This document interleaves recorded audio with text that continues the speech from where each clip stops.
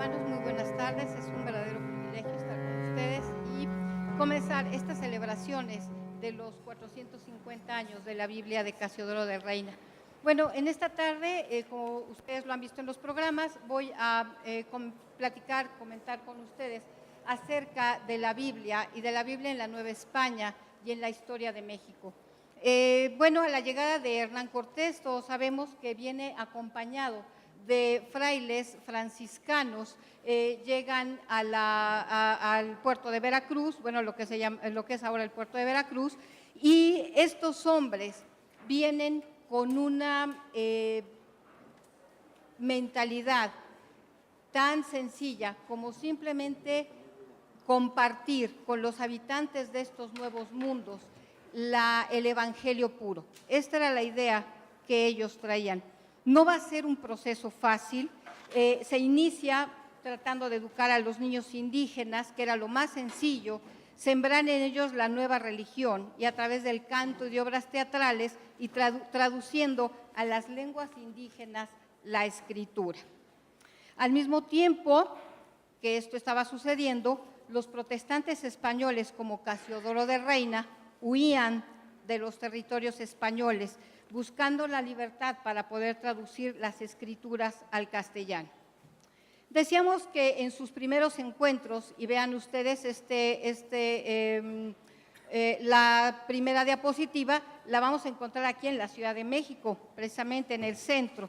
Y aquí es donde vemos cómo es el encuentro de dos mundos, el encuentro de los españoles, de los indígenas, y desde muy temprana época, hacia 1511, los primeros frailes denuncian que hay una gran violencia en contra de los indígenas, que los encomenderos les causan mucho daño. Bueno, ¿de qué manera estos frailes tratan de compartir la palabra, la escritura, lo que ellos consideraban su Biblia? Y algo muy interesante es que Fray Bernardino de Sahagún, uno de los primeros frailes que llega a la Nueva España, va a presentar a los mexicas la Biblia con las siguientes palabras: la Sagrada Escritura nos mandó el gran sacerdote, para él su gran sacerdote era el Papa Adriano V. Nos manda el gran sacerdote que os prediquemos y enseñemos, y de su mandato la hemos traído con nosotros. Juan de Zumárraga recomienda la lectura de la Biblia en lenguas vulgares. El primer encuentro y las primeras palabras que estos hombres, estos frailes, dieron a los indígenas fue la escritura. Los primeros misioneros trataron de explicar y traducir la Biblia a lenguas nativas para que los indios la comprendieran. La Biblia para ellos fue su inspiración para afrontar los problemas en nuestras nuevas tierras. ¿Qué Biblias traían estos hombres? Biblias flamencas, traducidas del latín a ese idioma, ya que recuerden que el rey Carlos V había nacido en esos territorios y aprobó la circulación de la Biblia. Algunos de estos frailes que acompañaron a Hernán Cortés eran flamencos, como el caso de Pedro de Gante. Pedro de Gante no hablaba español, hablaba flamenco, y al llegar a la Nueva España, el primer idioma que va a dominar va a ser el náhuatl. Otras Biblias que traían estos hombres va a ser la Biblia de la Casa de Alba, la Biblia de Valencia y también la Biblia que se llamaba Complutense o de Alcalá, aprobada por el cardenal Cisneros. Estas versiones estaban aprobadas por la Iglesia Católica porque eran traducciones de la Vulgata latina. La Biblia podemos decir que fue un punto de encuentro y de desencuentro entre estos dos pueblos. Estos hombres no solamente traían la Biblia, también traían otros documentos, otros manuscritos, confesionarios, catecismos, doctrinas, que eran las horas, doctrina cristiana, tratados de los evangelios. Los misioneros tradujeron estos documentos, estos libros al náhuatl y al tarasco, textos y también textos de la Biblia, como las epístolas y los evangelios para su uso litúrgico. Aquí vemos ustedes cómo las bibliotecas posteriormente en la Nueva España se van a llenar de estos libros, de estos catecismos, de estas traducciones. Bueno, ¿por qué o cómo es posible que estos franciscanos trajeran este sentimiento por la búsqueda de un evangelio sencillo, de llegar a lo que era el amor de Cristo? Bueno, Francisco Jiménez de Cisneros, él era el arzobispo en España, y él era un hombre atrapado entre la modernidad y entre el pasado.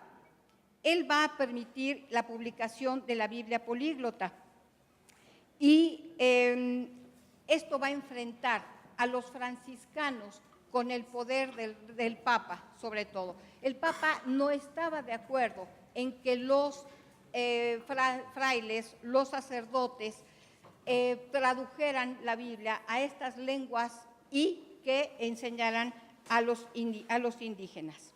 Bueno, la reforma protestante que surge en estos momentos, en estos mismos momentos de la conquista de la Nueva España, la reforma protestante cambia el mundo conocido. Europa se divide en países católicos, países protestantes, se inician guerras religiosas y en el caso de España, este reino se va a convertir en el defensor de la fe. Tomemos en cuenta que Carlos V va a enfrentarse directamente a Lutero. Cuando nosotros hablamos de Carlos V, de Lutero, muchas veces los imaginamos en lugares separados y vamos a recordar que ellos tuvieron un enfrentamiento directo. Él se da cuenta, Carlos V, de lo que está sucediendo a través de estos cambios con la reforma protestante. Bueno, la Iglesia Católica se da cuenta de que necesita una reforma profunda.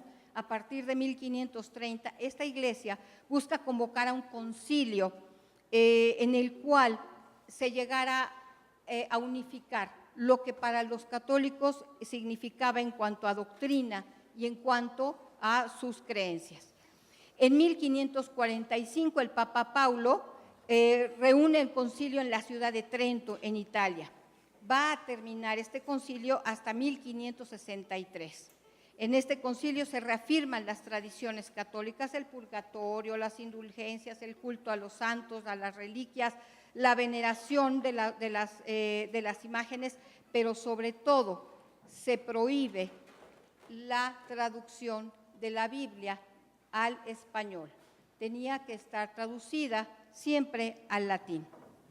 Bueno, no solamente llega la Biblia a través de los franciscanos en estos primeros años de la evangelización, sino van a llegar una serie de libros y se van a publicar también con la primera imprenta que llega en 1539.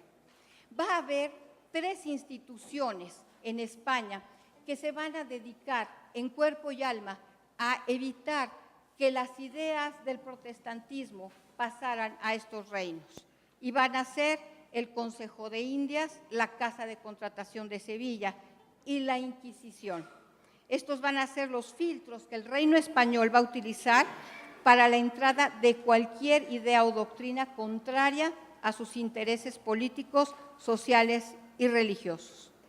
El Tribunal del Santo Oficio va a tener una presencia importante y vamos a ver en estas imágenes que tenemos cuál era la percepción que se tenía de Lutero en la Nueva España.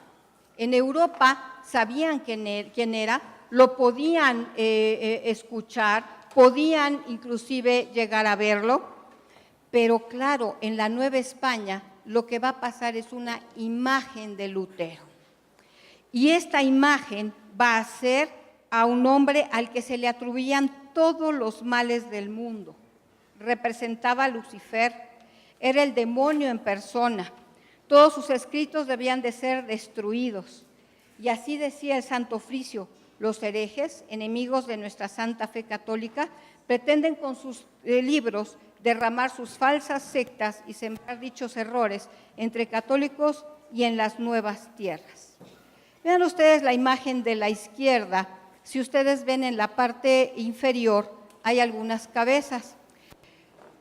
Los artistas en la Nueva España, a lo largo del siglo XVII y XVIII, van a representar a Lutero como un monstruo, como una serpiente, como un demonio, como lo vemos a la derecha, pero en la parte de abajo de la otra se ven unas cabezas y aquí se está representando el triunfo de la Iglesia Católica sobre Lutero y sus secuaces. Hay algunos cuadros en los cuales inclusive se pone el nombre Lutero, Calvino, Zwinglio. Todos estos personajes van a ser representados.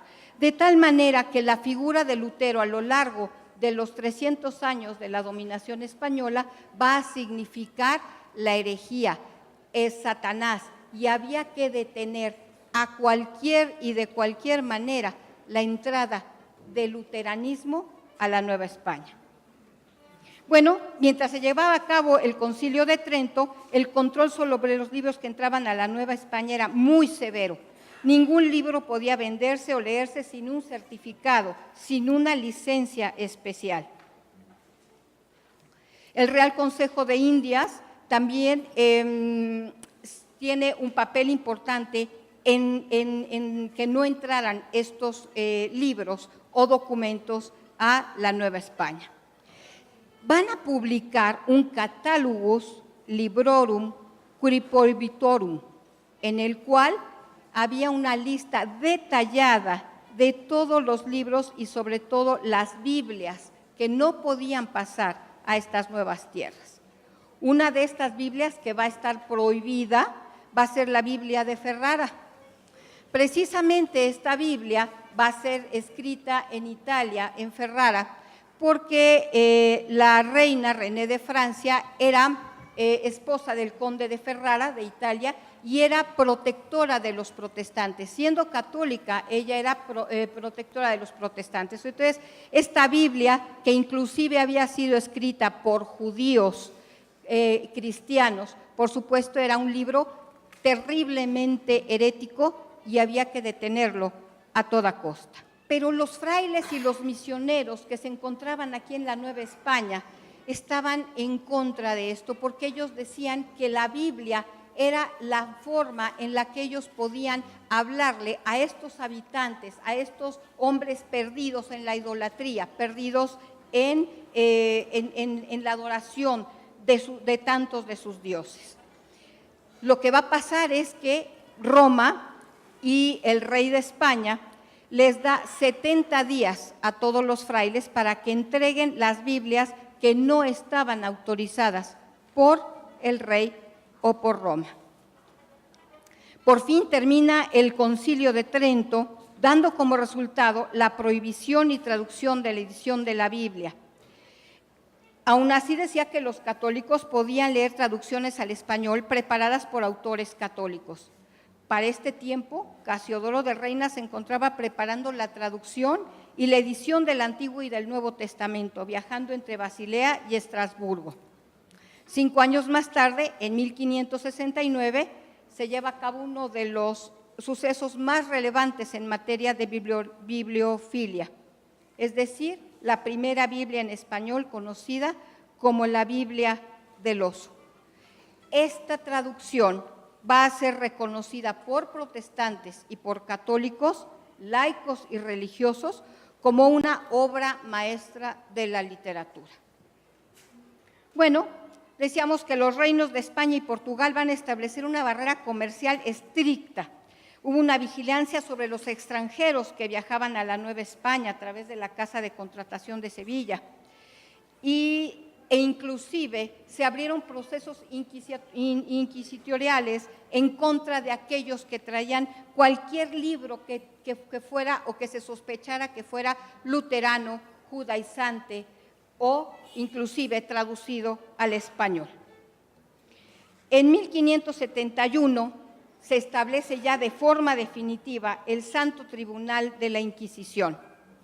Los títulos que causaban temor y que fueron confiscados eran los libros de caballerías, libros de aventuras, libros de medicina, traducciones de los epístolas de Pablo, las Biblias anglicanas que traían los viajeros ingleses. Y en 1572, es decir, solamente 3 años después de que se publica la Biblia de Casiodoro de Reina, la versión, la Inquisición da esta noticia.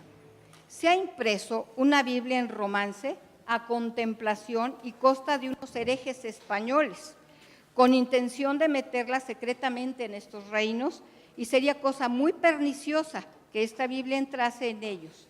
Se debe tener particular cuidado en prevenir que no entre. El inquisidor Pedro Moya de Contreras se propone poner orden en las librerías y en las imprentas y con los mercaderes. Se debía de quemar todo aquel documento que estuviera, vean ustedes, que estuviera en lengua vulgar. ¿Qué sucedía con los indígenas cuando ya habían escuchado la doctrina, cuando ya habían leído la Biblia?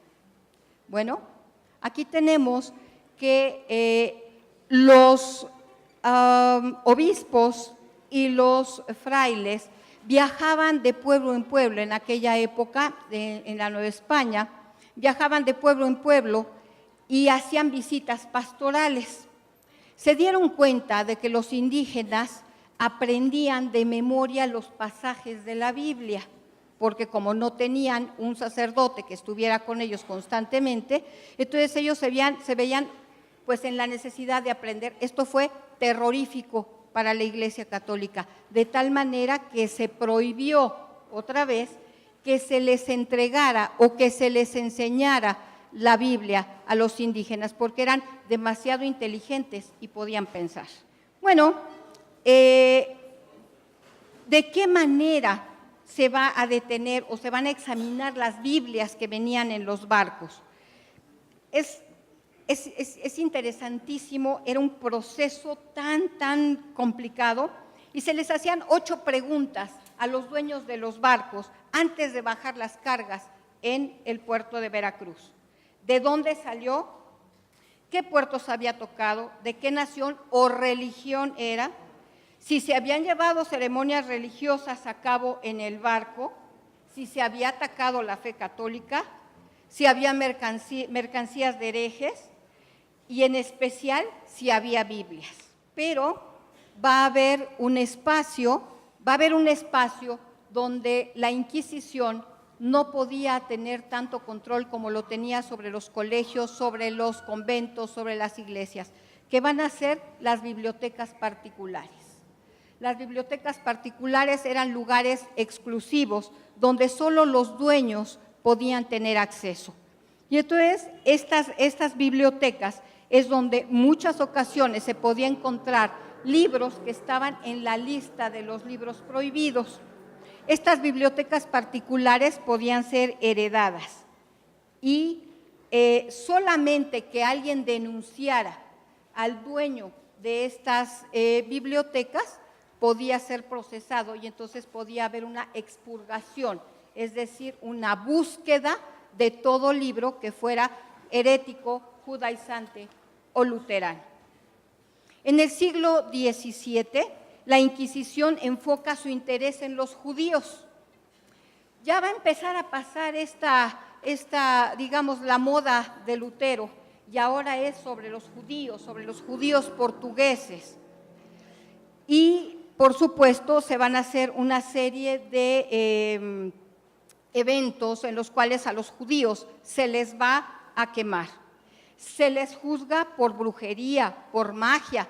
La Inquisición tiene miedo de los indígenas por sus antiguas ceremonias, y un tema que va a ser muy, digamos, un tema que del cual van a tener mucho miedo, va a ser de la blasfemia en contra de la doctrina de la Iglesia Católica. Bueno, en el siglo XVIII, vean ustedes, la Biblia que tenemos ahí va a ser la Biblia conocida como Vulgata Clementina. Esta Biblia va a ser la que va a estar aprobada por la Iglesia Católica, por el Vaticano, y vamos a tener varios ejemplos. Esta va a ser como, digamos, la Biblia de cajón, la Biblia más popular en aquella época. Es una versión de la Vulgata, ya habíamos dicho que era la aprobada por el Concilio de Trento, y va a ser la que va a circular. Uno de estos Biblias, inclusive la tenemos en un seminario bautista. Hay un ejemplar que rescató un pastor a finales del siglo XIX. Bueno, ¿qué sucede a finales del XVIII? Bueno, pues tenemos ya la entrada de las ideas de la Ilustración, está también la independencia de los Estados Unidos. Hay una serie de factores históricos que van cambiando al mundo y se me está terminando el tiempo, entonces voy a ir un poquito más rápido para terminar. Estos cambios van a provocar que la Inquisición tenga más miedo de Voltaire que de Lutero. Así es que comienzan a perseguir y a enfrentarse a estas ideas de la Ilustración. Pero en América, la Iglesia Católica, los frailes, habían perdido esa vocación que tenían al principio de la Nueva España, de la historia de la Nueva España. El clero secular comienza a convertirse en un clero que se viste con ropa de diario, que tiene negocios, empieza a perderse la vocación, y es así que existe una falta de vocación. Se tomaba el sacerdocio como un negocio para obtener privilegios. De aquí y de este grupo es del que surge Hidalgo y posteriormente los padres constitucionalistas en el siglo XVIII. La Biblia que va a ser más leída a finales del XVIII y principios del XIX va a ser la versión del padre Cío de San Miguel, que también está directamente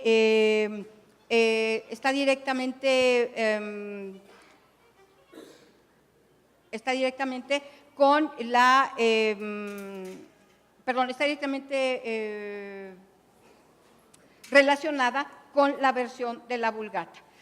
Viene la independencia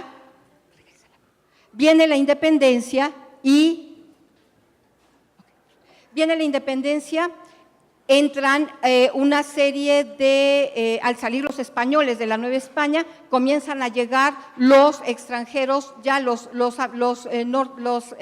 ingleses, y vean ustedes la Biblia que tenemos ahí, es la Biblia del rey Jaime, de la versión del rey Jaime, que era la que utilizaban los ingleses cuando llegan a la Nueva España. Se establecen en Zacatecas, los ingleses, en Zacatecas, en Pachuca, y comienzan a tener reuniones para la lectura de la Biblia. En el siglo XIX, ustedes y todos hemos escuchado acerca de Diego Thompson, quien es un colportor y comienza a vender la Biblia. Me están diciendo que se nos va y se nos fue el tiempo. Entonces, rápidamente con las ilustraciones les voy a terminar. Las Biblias que circulan en el 19 en México van a ser algunas en traducciones al inglés, como esta que perteneció a Charlotte Westropp, hermana de Tomás Westropp. La versión que se utiliza al mismo tiempo que esas versiones inglesas va a ser la versión de Torres Amat, que va a ser una versión autorizada también por la Iglesia Católica.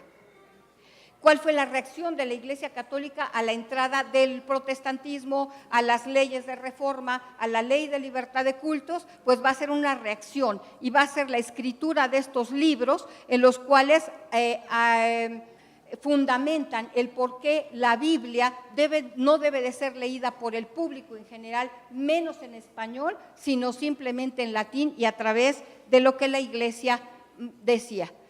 En 1893 se va a dar a través de la Sociedad Bíblica de Inglaterra y de la Sociedad Bíblica de Estados Unidos, se van a publicar la primera Biblia en español con la versión Reina Valera, que es esta de 1893. Y bueno, el porfiriato va a ser una época en la historia de México que va a tratar de hacer de provocar un ambiente más cordial entre la Iglesia Católica, los protestantes que ya estaban bien establecidos en el país, y Porfirio Díaz logra que los protestantes desarrollen todos sus sistemas económicos, políticos, educativos.